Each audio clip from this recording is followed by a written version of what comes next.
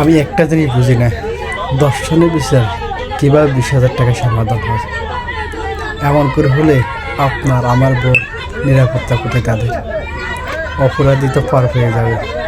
তাই বলতেছি এখনও সময় আছে, দর্শনকারীকে প্রকাশ্যে দিবালোকে ফাঁসি দেওয়া হোক, নাহলে জনগণের হাতে তুলে দেওয়া হোক।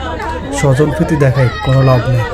আজকে আপনার স্বজনপ্রীতি দেখাবেন, কালকে আপনার সাথে যদি এমন হয় তখন কি করবেন?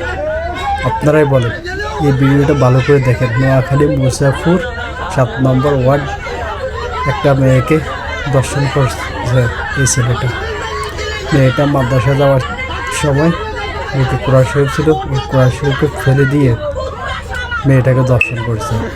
ওই দর্শনকারী বিচার করছে মাত্র 20,000 টাকায়। আফসোস, আজকে আমরা কোথায় দাঁড়িয়ে আছি?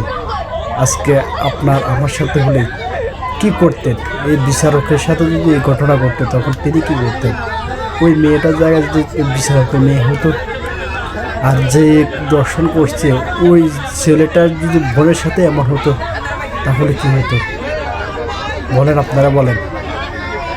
এই ভিডিওটা আপনারা বেশি বেশি করে শেয়ার করুন, যা দর্শনকারীকে আইনের আওতায় আনা হয় এবং ফাঁসি দেওয়া হয়।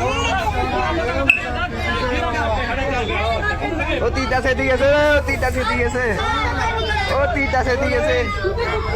এখানে মায়ের অবস্থা